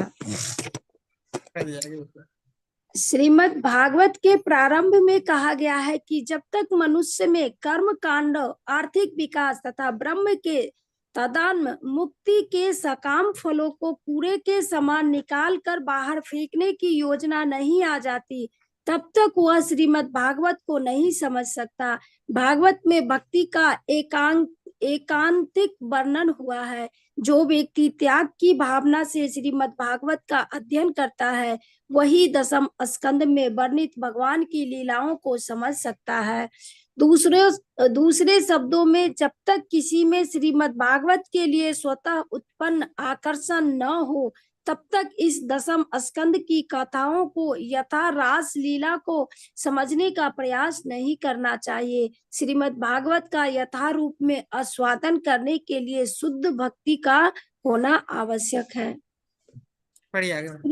श्रील रूप गोस्वामी के उपयुक्त 2 श्लोकों में कुछ रूपात्मक उपमाएं पाई जाती है, जो अप्रत्यक्ष रूप से भौतिकतावादी समाज, मैत्री तथा प्रेम की संगति की वर्णना करती है। लोग सामान्यतः समाज, मैत्री तथा प्रेम के प्रति आकृष्ट होते हैं और इन भौतिक कलमशों को विकसित करने के लिए बृहद आयोजन का प्रबल प्रयास करते हैं, किंतु राधा तथा कृष्ण की श्री मूर्तियों का दर्शन भौतिक संगति के ऐसे प्रयासों को भुलाने के लिए होता है। रूप गोस्वामी ने अपना यह श्लोक इस तरह रचा है, मानो ऊपर से वे मैत्री तथा प्रेम की भौतिक संगति की प्रशंसा कर रहे हो तथा श्री मूर्ति या गोविंद के दर्शकों की निंदा कर रहे हो। यह रूपात्मक अलंकार इस तरह रचा जाता है कि जिन वस्तुओं की प्रशंसा की जाती है उनकी निंदा हो जाती है और जो निंदनीय है उनकी प्रशंसा हो जाती है। इस श्लोक का असली भाव यह है कि यदि कोई भौतिक मैत्री, प्रेम तथा समाज को, बेहूदगी को भुलाना चाहता है तो उसे गोविंद के स्वरूप का दर्शन करना चाहिए। इसी प्रकार से श्रील रूप गोस्वामी ने कृष्ण विषयक कथाओं के आस्वादन की दिव्य प्रकृति का वर्णन किया है। एक बार एक भक्त ने कहा, यह रुक जाओ, आश्चर्यजनक रुक जाओ। लगता है कि जब से मैंने अपने अश्रुओं से नहाए गए माता जी भगवान। रुक जाए। जी प्रभु। अब वो जो है पहले बताया भगवान के विग्रह के जो है पूजा का महिमा है। अब जो है बता रहे हैं भागवतम सुनने का महिमा। लेकिन कह रहे कि भागवतम सुनने का जो जो पहले प्रभु पहले ही बता रहे हैं कि भागवतम के शुरुआत में 1.1.2 है, उसी में बता दिया, पहले ही बता दिया, धर्म प्रोज्झिता कैतवो अत्र परमो निर्मत्सराणाम सताम वेद्यम वास्तवमत्र वस्तु शिवदम तापत प्रयोन्मूलन। क्या करें? धर्म प्रोज्झिता कैतवो अत्र परमो निर्मत्सराणाम सताम, जो निर्मत्सर जिसके अंदर अब किसी प्रकार का कोई मत्सर नहीं है, कोई मच्छर काटने वाला नहीं है ना। मच्छर बिना मतलब जाके खून चूसता है ना, वैसे ही हम लोगों का है मेंटलिटी, जाकर के दूसरे का खून चूसना। जब उससे निवृत्त हो गया और ये जो है धर्म अर्थ काम ये सब जो कुछ भी है मोक्ष, ये जो इसके लिए भागवतम उसको नहीं बताती, उसका स्थापना नहीं करते। ये सब जो इसको जैसे घर कोई साफ करता है तो झाड़ू से बाहर करके निकाल देता है, उसके लिए सोचता नहीं है ना, अरे बहुत सारा जो है नुकसान हो गया। जिसकी ऐसी बुद्धि हो गई है संसार की, अब ये सब कोई चीज नहीं चाहिए, क्या है चाहिए नहीं, ये गंदा जल्दी बाहर निकाल दे। जिसकी वैसी बुद्धि हो गई है वही करेगी, उसी को दसम स्कंद सुनना चाहिए। दसम स्कंद में उसी को प्रवेश करना चाहिए। भगवान की जो रास लीलाएं हैं उसको ही पढ़ना चाहिए, जो उस स्थिति पे पहुंच ऑलरेडी संसार से डिटैच हो चुका है। कब उसको कुछ अब ये ऐसे कर्मकांड नहीं है, आर्थिक विकास की जो है जरूरत नहीं, मुक्ति की कोई कामना नहीं है, सबसे जो उसको गंदा की तरह से देखने लगे, गंदा है इसको बाहर निकाल के फेंक दो। आसक्ति तो बहुत दूर। अब वो जो है व्यक्ति कह रहे हैं क्या है, योग्य हो गया, वो भागवत को समझ सकता है। जब तक इस स्थिति पे नहीं आए वो भागवतम को नहीं समझ सकता है, क्योंकि भागवत में सिर्फ एकांतिक भक्ति, शुद्ध भक्ति का वर्णन किया गया। ठीक है। और कहने कि तब तक जब तक कि श्रीमद् भागवत के प्रति स्वतः ही उसके अंदर ऐसा आकर्षण नहीं उत्पन्न हो गया है, तब तक उसको दसम स्कंद के रास लीला को समझने का प्रयास नहीं करना चाहिए। नहीं तो संसार के जैसे जो स्त्री पुरुष हैं जो वैसा ही उसको कृष्ण राधा का लीला में दर्शन, वो डेंजरस बात। है। ठीक है। तो जब तक मुक्त नहीं हो चुके हैं, मुक्त तो कोई जीवन होता पढ़ने के लिए ऐसा नहीं है। ये क्या कह रहे हैं, ये 5 उसी की तो महानता चल रही है। एक दिन मथुरा मंडल में गया व्यक्ति और नया है, 9 दीक्षित भक्त है, भाव भक्त उत्पन्न हो जाएगा। तो जाता अभी हम लोग चर्चा करेंगे, थोड़ी देर बाद चर्चा करेंगे। बहुत अच्छा, नोट करके रखिए इसको।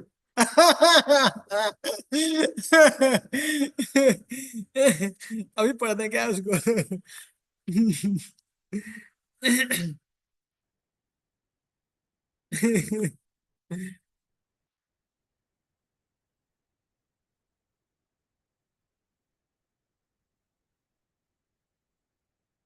हाँ, मैं प्रभु जी का एक प्रश्न है उसको अभी यहीं पे खत्म कर देता हूँ।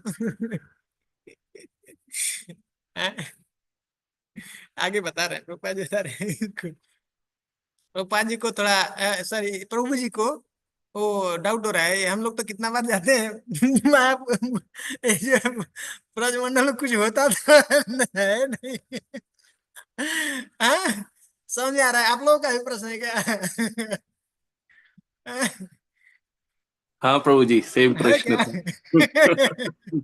तो प्रभुपाद जी कह रहे हैं कि भक्ति विषयक इन कथनों में कभी कभी ऐसा लग सकता है भक्ति में हम लोग सुन रहे हैं ना, महिमा इतना सुना ना, अभी भी सुना है ना 64 अंगों में। प्रभुपाद जी इसको रूप गोस्वामी बता रहे हैं कि इसको सुनने के बाद ऐसा कभी कभी ऐसा व्यक्ति को लगता है, ये निष्कर्ष पे पहुंच सकता है कि ये सब अतिशयोक्तिपूर्ण है, मतलब इसको बहुत बढ़ा चढ़ा के बताया, एक्चुअली ऐसा होता नहीं है ना? है? अभी तक तो यही लग रहा होगा ना अपने को। तो अब कह रहे हैं कि नहीं, किंतु वास्तव में ये अतिशयोक्ति नहीं होती है, अतिशयोक्ति नहीं है।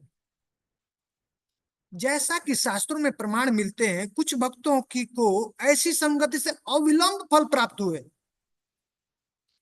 शास्त्र से हम देखा है, प्रमाण बताया, थोड़ा सा ही संग से उसको वो फल प्राप्त हो गए। यद्यपि सबों के लिए ऐसा संभव नहीं है। ये बात समझ में आ रहा है? ये ज्यादा इम्पोर्टेंट है? सबों के लिए संभव नहीं है। पर ऐसा सोचना कि ये जो जो महत्ता बताया है, ये जो महिमा बताया है, वो सही नहीं है, ये ठीक नहीं है। हो सकता है वो महत्ता है, हो सकता है कि वो दूसरे के ऊपर अप्लाई वैसे नहीं हो, वैसा स्फुरित नहीं हो। जैसे पैरासीटामोल के अंदर वो किसका है दवा? बुखार का। वो कोई व्यक्ति खाया तो उसकी किसकी बुखार तुरंत दूर कर सकता है, किसी किसी को बुखार थोड़ा समय भी कर सकता, लेकिन वो पोटेंशियल है उसके अंदर, पावर, बुखार की ही वो दवा है। तो दूसरा रोग भी होता है। समझ में आ रहा है? तो वैसे हमको देखना है, समझना पड़ेगा। कुछ हो सकता है कि रोग अभी बड़ा है, पर वो पावर वैसे ही है उसके अंदर, शक्ति वैसे ही है, सबके साथ वो घटित नहीं हो रहा है, तो इससे नहीं कह सकते कि उसके अंदर वो महिमा नहीं है या बहुत बढ़ा चढ़ा के बढ़ा। ये क्लियर हो रहा है?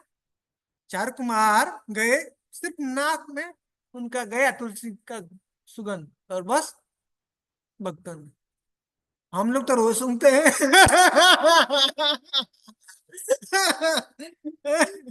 है ना? अभी लगा के बैठे। तो कर ऐसे ही कि वो उनका उदाहरण दे रहे हैं, जैसे चार कुमार, हाँ, जैसे सिर्फ उनके नाकों में से गंध गया और भक्त बन गए। बिल्वा मंगल ठाकुर एक बार कृष्ण के बारे में, उनकी जो जिसके पास वो मिलने जाते थे, जो करे उनकी प्रेमिका, सुंदर प्रेमिका, उसका त्याग कर दिया जैसे ही कृष्ण के बारे में सुना, और फिर वापस नहीं आया मथुरा वृंदावन में सदा सदा के लिए। और ऐसा रचना किया कि महाप्रभु कहते हैं कि ऐसा जो कृष्ण करुणामृत है ग्रंथ की रचना किया, कि ऐसा और दूसरा कोई इसके समान ग्रंथ नहीं। इतना सुंदर जो दिव्य भगवान की राधा कृष्ण का जो प्रेम का जो लीला का वर्णन किया है। तो चैतन्य महाप्रभु के बारे में भी बिल्लो को लिखा हुआ है ना, बिल्लो। हाँ बिल्कुल, ये राधा कृष्ण का कृष्ण करुणामृत लिखा है, बहुत सुंदर ग्रंथ। वो थोड़ा बोलते हैं जो भक्ति में आगे उन्नत भक्त हैं, भक्ति में आगे राधा कृष्ण तो अच्छा है पढ़ना ही। लेकिन पढ़ना चाहिए, प्रभुपाद जी भी ऑथराइज करते हैं, कहते पढ़ना जो उन्नत भक्त। ठीक है, तो भक्त बन गए, बस एक मिनट सुना और बस भक्त बन गए, तो महिमा है। समझ में आया? हरे कृष्ण। कोई कुछ कह हरे रहे कृष्ण प्रभु जी। हाँ बोले बोले। हाँ, इसमें जैसे मथुरा वास का बताया कि ये सबके साथ घटित नहीं होता, कुछ के लिए, जैसे आपने उदाहरण दिए, तो कंडीशन अप्लाई के साथ है कि जो पात्र है वो बिल्कुल पाप विमुक्त होना चाहिए या बिल्कुल एंड स्टेज पर है, तब ये वर्क करता है ऐसा। ओके, ठीक है, पर एक काम कर रहा है, हमको अभी दिख नहीं रहा है, बहुत गंदगी डाल के रखे हैं हम लोग ना, बहुत गंदा है। काम कर रहा है, बहुत तेजी से काम कर रहा है, काम वैसे ही कर रहा है, इफेक्ट वैसा ही है। समझ में? नहीं कहता है तब तो पैरासीटामोल लेते रहो। हाँ। जाते रहो साहब। समझ में आ रहा है? कृष्ण है प्रभु इसके अंदर वैसा ही है। प्रभु जी, हाँ। ये सिर्फ सतयुग के लिए एप्लीकेबल है क्या प्रभु जी? कलयुग में तो ऐसा हो ही नहीं सकता ना प्रभु। नहीं नहीं, इसकी महिमा कभी नहीं घटती। नाम ऐसे बोला, नित्य पूर्ण शुद्ध नित्य मुक्त अभिन्न क्या है? हरे कृष्णा प्रभु जी। हरे कृष्ण प्रभु जी, यही तो श्रद्धा है, जब तक हम हाँ यही श्रद्धा है, बहुत सुंदर बात। इसीलिए और रागानुगा की स्थिति पे नहीं जाएगा तो ये नाम स्फुरित नहीं होगा, नाम का जो दिव्य प्रभाव है उसके हृदय में प्रकट नहीं होगा, उसको विश्वास ही नहीं होगा। जब तक प्रभु जी हृदय तब तक हम ये सोचते रहेंगे ये तो थोड़ा फॉर्मेलिटी के लिए बता रहे हैं समाज, तब तब तक वो हम नहीं अपराध कर कर सकते। रहे हैं। आगे पढ़ेंगे हरिनाम चिंतामणि में भक्तिविनोद ठाकुर बता रहे हैं कि जब तक व्यक्ति को यह विश्वास नहीं हुआ कि नाम और नाम ही कृष्ण और कृष्ण का नाम अलग नहीं, वो साक्षात कृष्ण है, तब तक उसको कभी शुद्ध प्रेम प्राप्त नहीं हो पाएगा, कभी शुद्ध नाम नहीं कर पाएगा, वो नाम के प्रति अपराध कर रहा है। हाँ प्रभु जी। समझ प्रभु रहे? जी मैं अपना एक एक्सपीरियंस शेयर करती हूँ। तो जब भी ये स्थिति पे पहुंचता है उसका हृदय पवित्र होगा तो फिर नाम में पूरा विश्वास होगा। नहीं, जो नाम में से नामी कृष्ण आते हैं, ये उसके हाँ हृदय में प्रभु जी। ऐसा दृढ़ विश्वास हो जाए। जैसे जैसे हमारा हृदय पवित्र होगा तो ये दृढ़ श्रद्धा और बढ़ जाएगा। श्रद्धा से जो प्रेम में जो एक कॉमन जो फैक्टर है वो क्या है? श्रद्धा है। तो श्रद्धा ही बढ़ती जाती है, बढ़ती जाती, बढ़ती जाती। प्रेम की स्थिति में पूरी तरह से नाम भी बहुत सावधानी से लेना। बिल्कुल जिस नाम तरह से बिल्कुल अर्च विग्रह के पास बैठ बिल्कुल के पूजा, बिल्कुल उसी तरह को नाम भी ऐसे लेना। बिल्कुल बिल्कुल बहुत सतर्क है। ठीक है, प्रभु जी हम क्या करते हैं, हम भूल जाए, वैसे आप सुन रहे हैं आपसे तो ठीक है, जैसे ही उठे मोबाइल बंद हुआ, बस कुछ याद ही नहीं रहता, इसीलिए हम घूमते रहते हैं गोल गोल। वो उसका प्रभाव नहीं दिखेगा ना, प्रभाव नहीं दिखेगा कब तक, जब तक वो ऐसा हम लोग सुनते रहेंगे। इसलिए शुद्ध भक्तों का संपर्क में आना है। शुद्ध भक्त से जब हम सुनेंगे तो तब हमको जाके विश्वास होगा। जिस ऐसे भक्त से जब सुनेंगे जिसके अंदर वैसा पूर्ण विश्वास है, तब तब हमारे अंदर वो आएगा। नहीं तो इसीलिए महाप्रभु ने मना किया ना, ऐसे भक्तों से सुनो मत जो प्रोफेशनल है, जो तत्व को नहीं जानते। जिसको पूर्ण विश्वास है उसके पास से सुनेंगे तो हमारे अंदर वो श्रद्धा प्रकट हो जाएगा, हमको भी उसके अंदर विश्वास रहेगा। ठीक है, अब पढ़िए नेक्स्ट। इसी प्रकार से श्रील गोस्वामी ने कृष्ण विषय, हाँ पढ़िए। इसी प्रकार से श्रील रूप गोस्वामी ने कृष्ण विषय कथाओं के आस्वादन की दिव्य प्रकृति का वर्णन किया है। एक बार एक भक्त ने कहा, यह आश्चर्यजनक लगता है कि जब से मैंने अपने अश्रुओं से नहलाए गए भगवान को देखा है, तब से मेरे शरीर में कंपन होता है और मुझसे मेरा एक भी भौतिक कार्य नहीं हो पाता। उन्हें देखने के पश्चात मैं अपने घर में चुपचाप नहीं रह पाता हूँ, मैं सदा के लिए उनके पास जाना चाहता हूँ। इस कथन का तात्पर्य यह है कि जब किसी को सौभाग्य से शुद्ध भक्त का संसर्ग मिलता है तो वो कृष्ण के विषय में सुनने, उनके विषय में जानने के लिए आतुर हो उठता है, अथवा दूसरे शब्दों में वह पूर्णतया कृष्ण भावना भावित हो जाना चाहता है। पढ़ दीजिए, रुक जाइए। कह रहे हैं ये पावर है भक्तों के संग का। एक बार व्यक्ति कह रहे हो कि वो ऐसे व्यक्ति से मिला है, मतलब ये आश्चर्य लगता है। वो कैसा है, वो उसके आंखों से अश्रुपात हो रहे हैं, भगवान का दर्शन कर रहा है, कह रहे उसके शरीर कंपायमान हो रहे, कंपित हो रहे, और कह रहे वो बेकाम बेकाम हो गया, अब उससे कोई काम नहीं करे कि मुझसे मेरा एक भी भौतिक कार्य अब होता नहीं, मन नहीं लगता है, संसार की दृष्टि से बेकार हो गए कह रहे हैं। और उसको देखने के बाद जब से मैंने देखा है उस व्यक्ति को, क्या है, मेरे घर में अब मैं रह नहीं पाता, मेरे घर में मन नहीं लगता है, हैं?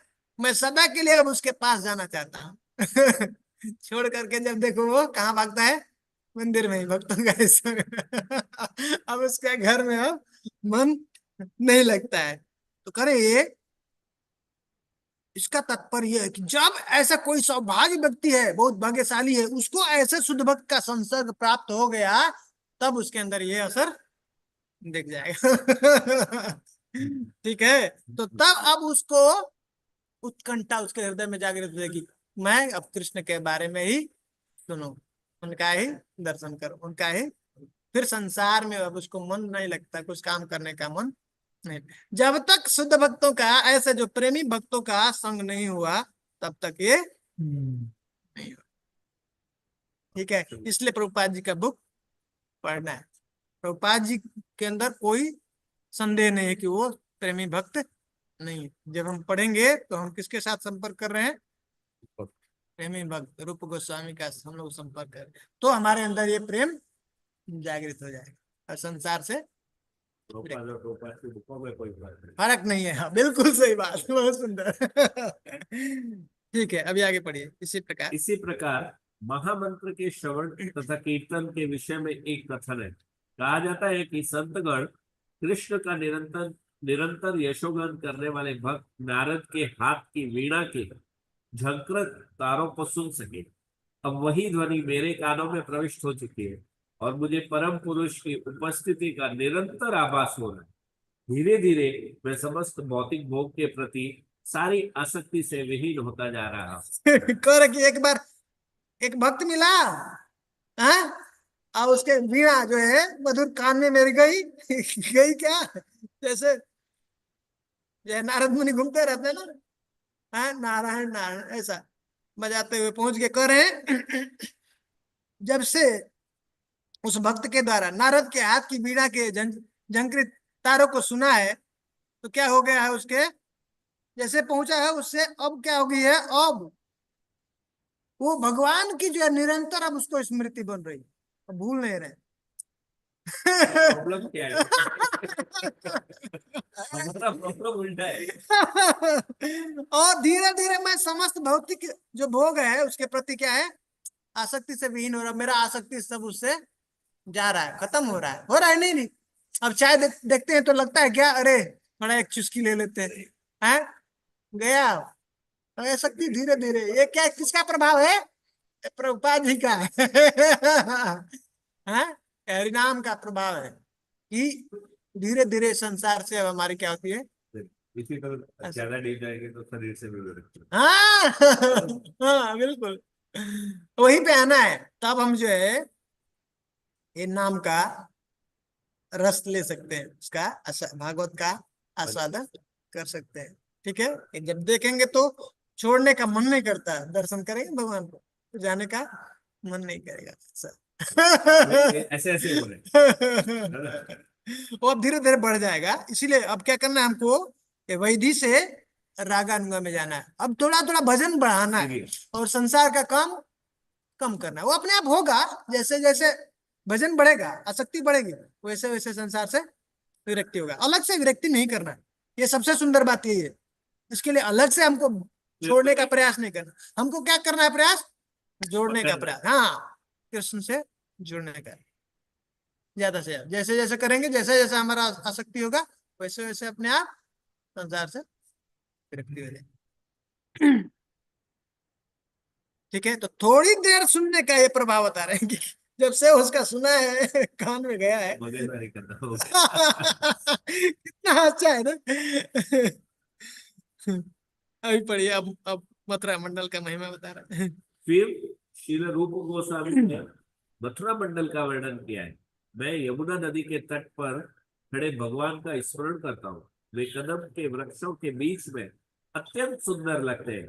जहाँ उद्यानों में अनेक पक्षी चहचहा रहे हैं, ये सभी स्मरण मुझे सदैव सौंदर्य तथा आनंद की दिव्य अनुभूति प्रदान करते हैं। रूप गोस्वामी द्वारा वर्णित मथुरा मंडल तथा वृंदावन की अनुभूति अभक्तों को होती है। मथुरा मंडल तथा वृंदावन की अनुभूति अभक्तों तक को होती है। मथुरा जिले के 84 वर्ग मील के अंतर्गत आए स्थान यमुना नदी के तट पर इतने सुंदर ढंग से स्थित है कि एक बार वहां जाने वाला इस भौतिक जगत में फिर लौटकर आना नहीं चाहेगा। श्रील रूप गोस्वामी के ये कथन मथुरा तथा वृंदावन के अनुभूत वर्णन है। ये सारे गुण सिद्ध करते हैं कि मथुरा तथा वृंदावन की स्थिति दिव्य है। अन्यथा इन स्थानों में हमारे दिव्य भावों के उद्रेक की संभावना न होती। जब कोई मथुरा या वृंदावन पहुंचता है तो ऐसी दिव्य अनुभूतियां तुरंत ही उदित हो उठती है। देखिए, ये आपकी बात बता रहे हैं और मैं ऐसा सोचता हूँ। हरे कृष्णा, ध्यान से सुनिए कि ये लगभग सबके साथ स्थिति होती होगी कोई ऐसा है व्यक्ति जो मथुरा गए हैं और उसको एक अलग आनंद की अनुभूति नहीं होती है? छोड़ के आने के बाद ऐसा नहीं लगता है क्या कि कितना दर्द हो रहा है? नहीं जान, जैसे नहीं, जब जब कोई स्त्री होती है अपने घर जब जाती है ना मायके, और आती है तो छोड़ के कैसा दर्द होता है? नहीं, पति के घर नहीं, उसको दर्द लगता है। ये मथुरा मंडल की महिमा है। कह रहे अगर वो ऐसा दिव्य नहीं होता, पावरफुल नहीं होता, तो ऐसा क्यों होता? उसके हृदय में ऐसे भाव क्यों आता? नहीं होता है, दर्द नहीं होता है। एक बार गया, पहली बार गया वृंदावन, और एक अलग उससे अब तो बात कर रहे हैं। आने वक्त हमको एक दर्द लगता है, क्यों छोड़ के जाएंगे, कैसे जाएंगे, ऐसा। ये अगर ये पावर नहीं होता तो नहीं आता ना, इसलिए इसकी महिमा गा रहे हैं, उनसे रोका नहीं जा रहा है। वो सब महिमा गा लिए, 64 का बता लिए, फिर भी अभी भी नहीं मान रहे। 5 इतने पावरफुल है, 5 बहुत ही पावरफुल है। मतलब थोड़ा सा सतर्कता से एक ही बात याद करें, निरपराध नाम ले, हाँ, पाए प्रेम नाम, ये इंपॉर्टेंट है। हम लोग को प्रयास करके वहां पे पहुंच जाना है। निरपराध यही बात देता है, यही जो है ना प्रकट नहीं करना था। वो जो जो जो पावर है ना, जो आप पूछ रहे थे ना, उसका कारण ये बार बार बार बार बार बार अपराध बन जाता है। इसलिए गुरु के चरणों में, प्रभुपाद जी के चरणों में, आचार्य के चरणों में, हाँ, गौर निताय के चरणों में तेरा नित्य निरंतर प्रार्थना करना। पर प्रयास से हम निकल ही नहीं पाएंगे, छूट ही नहीं पाएंगे अपराध। हर बार जब हम प्रणाम करें, उनसे हृदय से प्रार्थना करें कि निकल, होता नहीं है, बार बार हमारे आपके चरणों में, भक्तों के चरणों में जो प्रिय अपराध बनता ही रहता है। आप कृपा करो, ये बहुत समय से प्रणाम करते हर बार प्रार्थना, सीरियसली प्रार्थना करना हृदय से। और जब तक ये नहीं होगा, इससे नहीं मुक्त हुए, गंदी गंदी विचार, गंदी भावनाएं आते ही रहती है भक्तों के बारे में सुन करके, देख करके। आपके प्रिय हैं वो, ऐसा ऐसा कृपा करो भगवान, ये भावना सुंदर उनके प्रति देखें, दर्शन तो हमारा हृदय उनकी तो प्रसन्न हो, हाँ, ऐसा हमारा उनके चरणों के प्रति अपराध न बने। इस तरह से मैं आपका नाम लूं, आपका भजन करूं, सेवा करूं, बस ये भावना उनसे प्रार्थना करेंगे, तो तब जाके एक दिन आएगा हम उससे बच जाए, और तब ये नाम का आस्वादन कर सकते हैं। नाम जो है हमारे हृदय में प्रकाशित है, उसका रस जो है हम ले पाएंगे। एक एक नाम इतना अद्भुत। ये भी बोला जाता है प्रणाम तो अच्छे से सुनना चाहिए। बोले हम लोग किसी गया नहीं, क्या बोला नहीं बोला, भाग जाते हैं, बस चलो क्या है प्रणाम, बार बार क्या प्रणाम करना नहीं। ऐसा बोला था ना, प्रणाम करते हुए वो फोटो आना चाहिए साथ। वो आएगा, धीरे धीरे आएगा। वो प्रभुपाद जी बता रहे हैं ना, ध्यान से जब हम लोग सब कुछ समझेंगे, साइंस है, विज्ञान है, एक कवर है, चेतना कवर है, वहां तक आने नहीं देता, प्रकाश आने। जैसे जैसे हमारा अच्छा से मार्जन होगा, निरपराध पहुंचना है, तो तब वजन में मार्जन बहुत तेजी से होता है। तो तब ये प्रकाश जाता है ना, जब हम जो बोलते हैं वो मीन फील। इसलिए शुद्ध भक्त जो बोलते हैं वो बोलते नहीं है, प्रार्थना करते हैं, ऐसा सिंपल नहीं हमारे जैसे बोल दिया बबो आकर के। बोला तो कृष्ण को सुनना पड़ेगा, वो फील करते हैं, हृदय से वो बोलते हैं। जो भी बोल रहे हैं उसके मतलब हाथ में वजन है, हाँ, वजन है, ऐसा नहीं कुछ भी बोलते। इसलिए वैल्यू होता है, बहुत वैल्यू होता है। तो वो जैसे शुद्धिकरण होगा हमारा चेतना का, तो सिर्फ ऐसे नहीं कुछ भी मुंह से निकल जाए, इसलिए उससे निकलता है नहीं कुछ भी ऐसे। तो अपराध भी नाम से कम होता है क्या? हाँ, ये इसको पढ़ना चाहिए डिटेल्स में। हम लोग अभी चर्चा कर रहे हैं, हम लोग क्लास डिस्कस कर रहे हैं भक्ति, उसमें नाम चिंतामणि में, उसमें 10 अपराधों के लिए 10 चैप्टर में भक्ति विनोद ठाकुर ने लिखा, बताया नाम चिंतामणि, जो जो महाप्रभु उनसे मुख से निकलवा रहे हैं, हरिदास ठाकुर के मुख से नाम के आचार्य। तो ये बहुत ध्यान करना चाहिए हम लोग को, इसके बारे में अच्छे से पढ़ना। जितना समय इस पे देंगे तो बहुत तेजी से हम लोग इसको, भक्ति के तत्व को समझ सकते हैं, भक्ति में बहुत तेजी से हम विकास कर सकते हैं।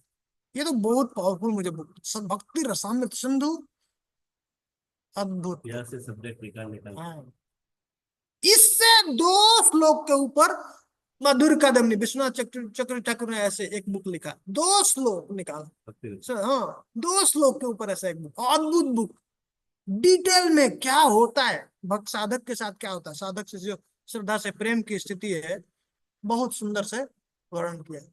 क्या क्या उसके जीवन में कैसे कैसे किस स्थिति में पहुंचता है, क्या होता है उसको बताया। उसी तरह से नाम को कैसे करना है, हरि नाम चिंतामणि में भक्ति विनोद ठाकुर ने अलग अलग जगहों से उठा करके उसको लिपिबद्ध किया, सुंदर से समझाया हम लोगों के। ये सब चीज अगर हम लोग उसको समझ लें, उसकी बारीकी को, तो बहुत जल्दी हम भक्ति, बहुत इतना समय नहीं लगेगा, ज्यादा लंबा समय लगता है क्योंकि ट्रेनिंग नहीं, प्रॉपर अंडरस्टैंडिंग नहीं, कोई बताने वाला है। ऐसे ही घिसते रहते हैं, करते रहते हैं, तोड़ते रहते हैं, हाथ पर तोड़ते रहते हैं, फिर करते रहते हैं, आगे बढ़ा, फिर उसके बाद जो सब्जेक्ट ऑलरेडी R&D किया हुआ किया उसको हुआ। फिर से करना। हाँ, तो वहां वो हमको प्राप्त हो जाए तो बहुत तेजी से भक्ति की, इतना देर नहीं लगता है।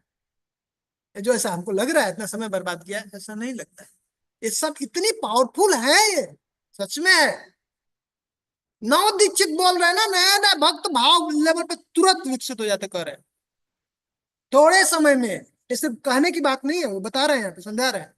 ये सिर्फ अतिशयोक्ति नहीं, इसको हम लोग अतिशयोक्ति नहीं समझना चाहिए, समझ रहे। ये जो प्रभु लिखा ना, अनुभूति अभक्तों तक को होती है। आप भक्तों तक को देखिए बोल रहे हो, ये ऐसे नहीं बोल। ये प्रैक्टिकल है प्रभु जी। मैंने एक माता जी गए थे हिमाचल कहीं घूमने, उनके पास एक दिन एक्स्ट्रा था और वो दिल्ली में थे। तो मैंने पूछा, मेरे को फोन किया, वो जैन है, अपने से कोई लेना नहीं था। बोले क्या करें, तो दिल्ली में एक दिन भैया एक्स्ट्रा। मैं बोला पास में वृंदावन है, चले जाओ। वो वृंदावन एक दिन गए, एक दिन का प्लान था, 3 दिन रुके, फिर वहां से बोले कि मेरे बच्चों को 11 दिन में जो आनंद आया यहाँ पे आना। ये देखिए, ये है महिमा, अद्भुत है। तो ये ऐसे नहीं, ऐसे अभी अभी ये बोल रहे हैं कि ऐसा नहीं है कि मैं जो बोल रहा हूँ अतिशयोक्ति है। ठीक है।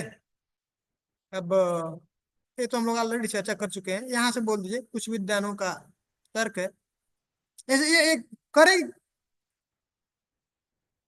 ये जो है किस कुछ भक्तों के ऊपर घटित होता है, कहीं कहीं वो दिखता है, कहीं कहीं पे नहीं दिखता है, ये जो बताया। लेकिन ऐसा नहीं सोचना चाहिए कि ये जो है सिर्फ बहुत बढ़ा चढ़ा करके बोला है, ऐसा नहीं है, ये ठीक नहीं। ये बात याद रखना चाहिए कि जो बता रहे हैं शास्त्र में वो बिल्कुल परफेक्ट वैसे ही। ठीक है। हाँ, अभी कुछ विद्वानों का तर्क है, वो पढ़ दीजिए। कुछ विद्वानों का तर्क है कि वर्ण तथा आश्रम के नियमों का पालन करने मात्र से मनुष्य उन सिद्धियों को पा सकता है जिन्हें भक्ति के अभ्यास से प्राप्त किया जाता है, किंतु आचार्यों का यह तर्क मान्य नहीं है। चैतन्य महाप्रभु ने भी विचार की भत्सरना रामानंद राय से भक्ति के कर्मिक विकास के विषय में बातें करते हुए की हैं। जब रामानंद राय ने वर्णाश्रम धर्म का विचार उनके समक्ष रखा तो उन्होंने उसे अस्वीकार कर दिया। उन्होंने कहा कि वर्ण तथा आश्रम की प्रगति केवल बाहें हैं, इससे भी अधिक ऊंचा एक और सिद्धांत है। भगवत गीता में भी भगवान कहते हैं कि मनुष्य उत्थान के अन्य सारे सिद्धांतों को त्याग कर कृष्ण भावनामृत की विधि को ग्रहण करें, इससे जीवन की सर्वोच्च सिद्धि प्राप्त करने में सहायता मिलेगी। कह रहे ना, सर्वधर्मान् परित्यज्य मामेकं शरणं व्रज है। कह रहे कि कुछ लोग ऐसा, कुछ ऐसे विद्वान हैं, और उतना ही नहीं, बहुत बड़े बड़े जो स्कॉलर हैं, जिनको भगवत गीता भागवतम ऐसे कंठस्थ है और उसके ऊपर ऐसे कई कई दिन तक बोल सकते हैं, बहुत उसके बारे में उनका गूढ़ ज्ञान है। तो उनकी भी ऐसा तर्क है, उनको भी ऐसा मानना है, बहुत नामी, वो भी ऐसा मानते हैं। क्या कहते हैं कि वर्ण और आश्रम करके वही सिद्धि, वही फल हम प्राप्त कर सकते हैं जो भक्ति के द्वारा। लेकिन कह रहे हैं ऐसा, रूप गोस्वामी कह रहे नहीं, ये सही नहीं है। और महाप्रभु भी रामानंद से राय से जब पूछ रहे हैं तो इसकी भर्त्सना किया है। तो कह रहे कि भगवत गीता में भी भगवान उसको बता रहे हैं। क्या करें, सर्वधर्मान् परित्यज्य माम एकम शरणं व्रज अहम त्वां सर्व पापेभ्यो मोक्षयिष्यामि मा शुचः। क्या करें, सर्वधर्मान, ये सब प्रकार के धर्म, ये भी धर्म है, शरीर का धर्म है, वर्णाश्रम धर्म। ठीक है, ये सब धर्म को, ये ब्राह्मण क्षत्रिय वैश्य शूद्र ये सब है, ये सब शरीर के धर्म है, सब साइड कर दो, मेरी शरण में आ जाओ, है मेरा भक्त बन जाओ। मैं यहाँ पर वो शरीर और आत्मा के धर्म का प्यार का डिफरेंस है।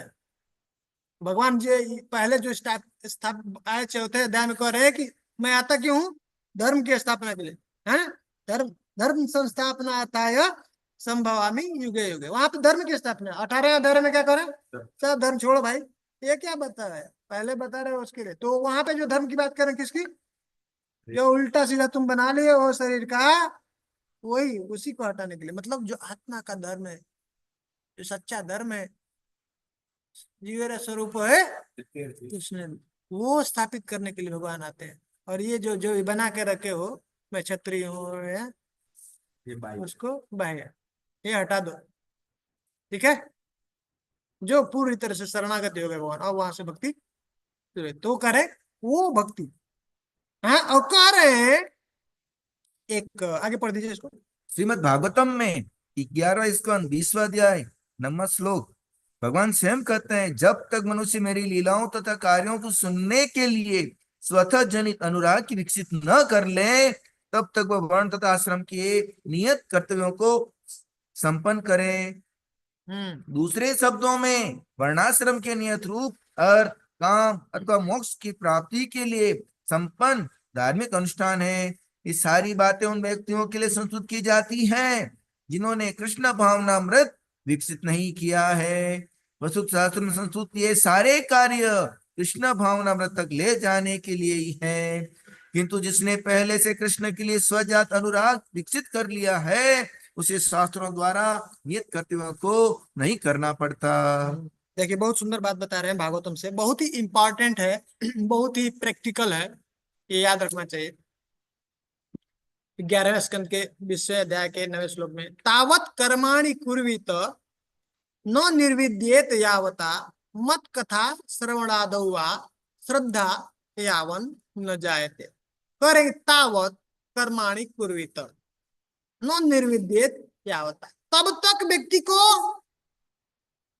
ये वर्ण आश्रम और जो उसका जो डिफाइंड ड्यूटी है उसको करते ही रहना चाहिए, त्याग नहीं करना चाहिए, कर्म का त्याग नहीं करना चाहिए। तब कब तक, यावत, जब तक इस संसार से उसकी पूरी तरह से विरक्ति नहीं होती। और उतना नहीं, मत कथा श्रवणादुआ, भगवान के कथा में श्रवणादि जो नाम जप कीर्तन, उसमें पूरी तरह से आसक्ति नहीं हो गई है।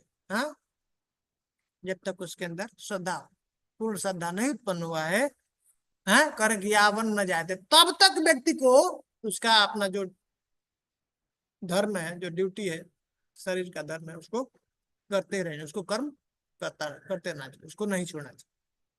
और जब वो इस स्थिति में आ गया तो फिर अब कर्म करे नहीं करे, फिर उसको फर्क नहीं। तो तब तक ये करना है, कंडीशन। हाँ, तब तक, जब तक वो ऑटोमेटिक प्रोसेस है, वो अपने आप छूट जाएगा। जब ये पूरा जुड़ जाएगा तब वो अपने आप छूट, ये दोनों पर पे चलेगा नहीं, ये दोनों नाव पे पर एक साथ होगा नहीं, चलता नहीं। ठीक है, शिला प्रभुपाद की जय। इस तरह से हम लोग आज 13वां अध्याय समाप्त किए। अब आगे हम लोग थोड़ा इसके बारे में और महिमा बताएंगे आगे, और तब हम जो है रागानुगा भक्ति स्टार्ट करें। शिला प्रभुपाद की जय, रूप गोस्वामी की जय, भक्ति गोस्वामी चंदू की जय, समस्त भक्तों की जय। ऑफलाइन अटेंडेंस, ऑफलाइन में हमारे रेवतीला प्रभु जी हैं, जितेंद्री प्रभु जी हैं, और हेमगात्री माता जी हैं। प्रभु जी के लिए सब लोग हरे कृष्ण मंत्र बोलेंगे। हरे कृष्णा हरे कृष्णा कृष्णा कृष्णा कृष्ण हरे हरे हरे हरे हरे राम हरे फोटो थैंक यू प्रभु जी, हरे कृष्ण। हरे कृष्ण हरे कृष्ण प्रभु जी। एक प्लेट 2 3 4 12 हरे कृष्णा प्रभु। ट्यूसडे मिलेंगे फिर हम।